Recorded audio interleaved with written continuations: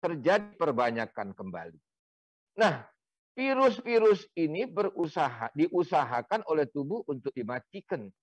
Oleh karena itu terjadilah aktivasi sistem imun.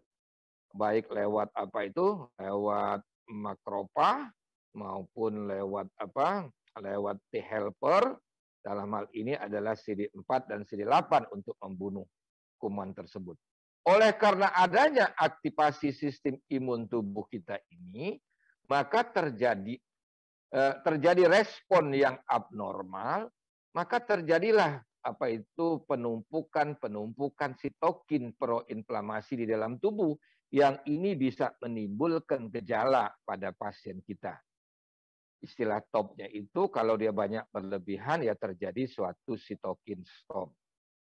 Jadi inilah mengapa bagaimana patogenesis dan respon imun yang terjadi pada SARS-CoV-2 ini.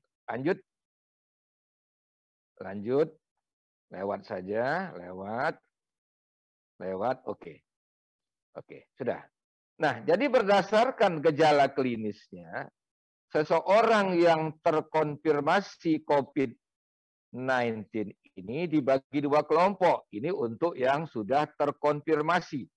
Jadi yang dikatakan terkonfirmasi tadi ditemukan bukti adanya PCR yang positif. Nah, pasien dibagi dua kelompok. Apa itu? Kelompok yang tidak bergejala dan kelompok yang bergejala. Nah, kelompok yang tidak bergejala itu yang kita kenal kemarin-kemarin dengan OTG, orang tanpa gejala. Jadi sekarang istilah itu sudah tidak dipakai lagi. Nah, kalau orang itu bergejala, maka kita bagi 4 kelompok. Yang bergejala dibagi 4 kelompok berdasarkan gejala klinisnya. 1, kelompok dengan gejala klinis ringan. 2, kelompok dengan gejala klinis sedang. 3, kelompok dengan derajat gejala klinis berat. 5, kelompok dengan gejala klinis kritis. Jadi ada 4 kelompok. Nah, kalau ringan saja, kelompok yang ringan ini yang paling banyak ditemukan. Ini keluhan-keluhan biasa saja. Keluhan pernapas, demam, batuk, pilek. Tidak dijumpai gambaran pneumonia. Tidak dijumpai gambaran pneumonia, itu ringan. Nah, kalau dia sudah ditemukan gambaran pneumonia, maka pasien tersebut dimasukkan ke dalam kelompok gejala klinis sedang. Jadi, kalau ada gambaran pneumonia, tapi ada tapinya, tidak membutuhkan pemakaian oksigen, itu disebut dengan gejala klinis sedang. Namun, kalau dia punya ronsen gambaran pneumonia dan membutuhkan suplementasi oksigen, terapi oksigen, maka pasien tersebut sudah masuk dengan gejala klinis berat. Nah, kita tahu seseorang itu membutuhkan suplementasi oksigen atau pneumonia berat bila frekuensi pernapasannya di atas 30 kali per menit. Gitu ya. Bila saturasi oksigennya di bawah 93%. Bila ronsen di parunya ada gambaran infiltrat lebih dari 50%. Nah, kapan dikatakan kritis? Kalau sudah terjadi komplikasi. Apa komplikasinya? ARDS.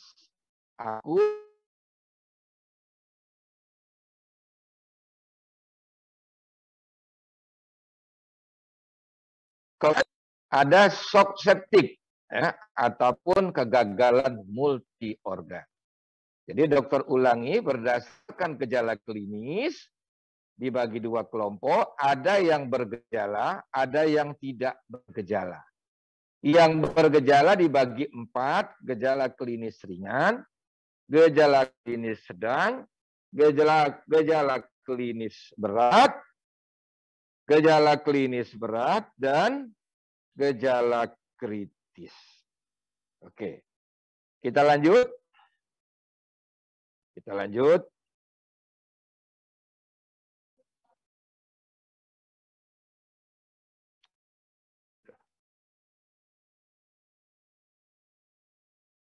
Oke, ini adalah naik lagi ke atas sebentar. Oke, ya, betul.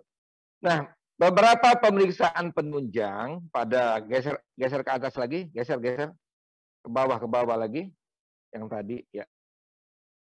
Jadi kalau tadi kita berbicara gejala klinis, tapi untuk menegakkan COVID tadi biar bisa jadi probable dan sebagainya gitu, ada beberapa pemeriksaan penunjang yang membantu ke arah COVID.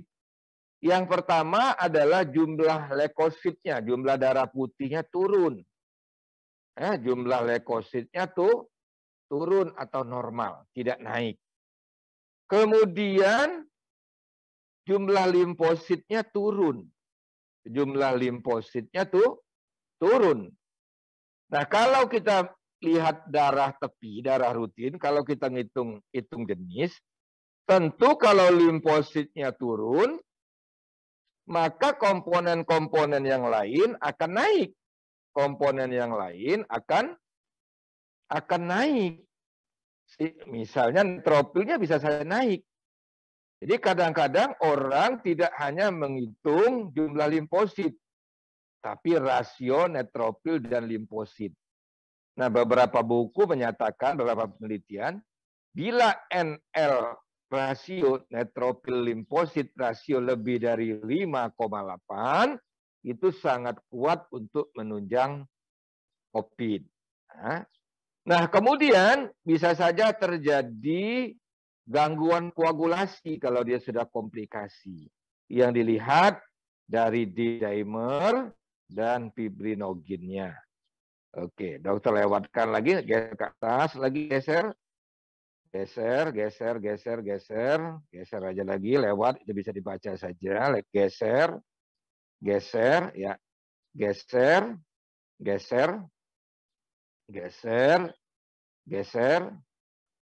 lagi. Oke, lagi. Ya, lagi, turun. Oke. Nah, kemudian bisa saja gambaran ronsen toraknya atau CT scan. Kalau kita dokter umum, nggak usahlah lihat CT scan, cukup lihat gambaran ronsen. Nah, ronsen itu yang khas untuk adanya COVID, anak-anak bisa lihat itu, adanya gambaran infiltrat, yang gambar A itu. Ada gambaran infiltrat, di mana di bagian bawah paru. Di bagian bawah paru, di bagian basal paru. Dan infiltrat itu bilateral, kena kedua lapangan paru, kanan dan kiri. Jadi kalau ketemu ronsen, ada gambaran pneumonia berbentuk infiltrat pada kedua lapangan paru di bagian bawah, ini disebut dengan atau tipikal untuk COVID. Nah, kalau ya ada gambar di luar itu, yang tidak di bagian bagian di kedua paru bagian basal ini, kita sebut dengan apa itu gambaran yang tidak khas. Jadi ada beberapa poin untuk menunjang COVID ini, tapi gold standar untuk menyatakan COVID atau tidak adalah pemeriksaan lipase transfertase polymerase chain reaction RT-PCR yang positif. Geser lagi, anak, ke bawah lagi. Oke. Lewat saja. Oke, lewat. Ini nanti bisa dibaca. Oke, lanjut saja. Lanjut.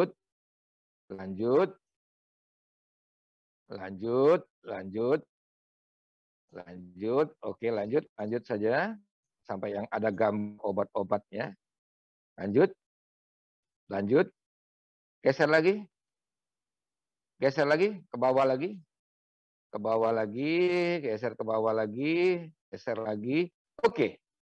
Nah, ini adalah ringkasan dari tulisan dokter di atas Ini adalah pengobatan tata laksana yang bisa diberikan pada pasien-pasien dengan COVID sesuai dengan derajatnya. Nah, mungkin untuk berat dan kritis ini tidak perlu Anda tahu, gitu kan? Tidak perlu Anda tahu, tapi untuk yang tanpa gejala ringan wajib tahu, yang sedang sunnah tahu. Karena kalau berat dan kritis hanya dokter-dokter sudah dokter spesialis yang menata laksananya. Jadi kalau kita lihat sebetulnya obat-obat daripada obat-obat untuk COVID-19 ini yang pertama adalah kalau kita lihat di situ adalah obat-obat untuk mengatur proses inflamasinya. Jadi kalau kita tahu vitamin C dan vitamin D itu tugasnya adalah mengatur keseimbangan sebetulnya. Mengatur keseimbangan T helper. Mengatur keseimbangan T helper 1 dan T helper 2. Karena kita tahu T helper 1 itu akan nanti yang termasuk yang akan membunuh virus SARS-CoV-2. Sehingga hampir semua pasien-pasien COVID diberikan vitamin C dan vitamin D. Kemudian vitamin C dan vitamin D ini bersifat sebagai antioksidan. Antioksidan ini, oksidan juga berpengaruh pada antiinflamasi. Jadi sebetulnya vitamin C dan vitamin D diberikan sebagai antiinflamasi atau antioksidan. Nah, kemudian pasien itu bisa diberikan dibunuh virusnya. Dibunuh virusnya, dimatikan virusnya, kita berikan antiviral. Ada beberapa macam antiviral yang dikenal di Indonesia yang dipakai pada saat ini. Satu oseltamivir, kedua favipiravir, yang ketiga adalah remdesivir. Kalau oseltamivir dan favipiravir bentuknya tablet, kalau yang remdesivir itu bentuknya adalah injeksi. Oke, nah jadi antiviral diberikan, kemudian bisa diberikan antiinflamasi yang lain, azitromisin. Azitromisin dipakai pada COVID bukan untuk antibiotik, tapi sebagai antiinflamasi. Kalau kasusnya lebih berat, sedang, berat kritis, sudah terjadi pneumonia dan terjadi ada tanda-tanda infeksi, bisa diberikan antibiotik. Kalau dia sudah terjadi komplikasi, bisa diberikan antikoagulan dan sebagainya. Jadi ini adalah tabel ini adalah algoritma untuk pengobatan COVID-19. Geser lagi ke bawah. Dokter sedikit lagi mungkin. Lewat saja. Oke, lewat saja. Nah, gambar tadi. Ya. Nah, jadi kalau anak-anak lihat sebetulnya inilah inti daripada perjalanan dari penyakit COVID ini. Yang pertama ada virus. Virus itu masuk ke dalam tubuh kita. Jadi bagaimana kita tahu virusnya banyak? Oh, satu jumlah klinisnya berat. Orang yang klinisnya berat dipastikan virusnya lebih banyak dibandingkan orang yang klinisnya ringan. Orang yang klinisnya ringan, virusnya lebih banyak daripada orang yang tidak bergejala. Yang kedua, kita bisa mengetahui dari jumlah virus itu dari jumlah limfositnya. Karena virus itu akan membunuh limfosit. Berarti kalau limfositnya tambah rendah, asumsinya virusnya tambah banyak. Karena virus itu akan membunuh limfosit. Kalau virusnya sedikit, pasti limfosit yang mati juga sedikit. Sehingga limfositnya tidak rendah. Nah tentu pada keadaan tersebut, kita bisa melakukan intervensi Oh, diberikan obat-obat antiviral. Diberikan plasma konvalesen misalnya pada pengobatannya yang ngetop. Oke, Langkah berikutnya, virus ini akan mengeluarkan sitokin proinflamasi. Si virus ini akan mengeluarkan sitokin proinflamasi. Apa sitokin-sitokin proinflamasi yang terbentuk di dalam tubuh akibat ulah si virus? Banyak. Ada namanya CRP, ada interleukin 12, ada TNF-alpha, ada interleukin 6. Dan sebagainya, lebih dari 12. Tapi yang top di lapangan yang dokter tebalkan itu. Yang banyak dipakai di lapangan adalah pemeriksaan CRP dan interleukin 6. Nah, untuk mengatasi sitokin tersebut, yang paling banyak dipakai adalah kortikosteroid. Karena kortikosteroid itu mampu menekan segala sitokin. Sementara obat-obat yang dibawa itu menekan sitokin-sitokin khusus. Misal, itu ada namanya tocilizumab. Dia menekan interleukin 6. Inhibitor interleukin 6. Oke. Jadi kalau virusnya banyak, dia akan menimbulkan peningkatan sitokin proinflamasi. Nah, peningkatan sitokin proinflamasi ini akan mengganggu proses ventilasi di paru. Karena mengapa? Parunya akan terisi eksudan. Jadi anak-anak lihat gambar yang di atas ya yang itu. Yang di atas itu paru-paru yang sehat. Paru-paru yang sehat semuanya berisi udara. Alveolinya berisi udara. Tapi kalau paru-paru yang sakit, yang gambar di bawah, kita lihat alveolinya berisi sekret. Sehingga udara, oksigen tentu tidak bisa masuk ke dalam alveoli. Inilah yang kita sebut dengan gangguan ventilasi. Nah, keparahan tersebut bisa kita lihat dari klinis, ronsen torak, dan CT scan torak. Bagaimana pengatasannya? Pengatasannya kita mengalirkan oksigen. Bagaimana kita mengalirkan oksigen ke dalam alveoli? Bagaimana kita membuang sekretnya? Kemudian apa yang terjadi? Oksigen ini harus dari paru, harus dialirkan ke dalam kapiler. Masih gambar yang hipoksemia, tapi yang sebelah kanannya. Nah, pada COVID apa yang terjadi? Kapilernya itu menjadi sempit, gitu ya. Terjadi gangguan difusi. Jadi mungkin kuliah dokter cukup sampai di sini saja dulu. Anak-anak bisa belajar. Kalau misalnya ada pertanyaan-pertanyaan, dikumpulkan jadi satu, nanti dikirim lewat WA dokter. Ya begitu aja dulu.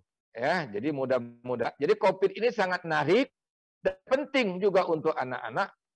Paling tidak sekarang kita bisa lebih waspada bagaimana kita mencegah agar diri kita tidak terkena. Namun nanti setelah tamat menjadi dokter, akan ketemu kasus-kasus seperti COVID ini. Walaupun barangkali nanti virusnya sudah berbeda. Demikianlah yang bisa dokter sampaikan. Dokter tutup kuliah kita hari ini.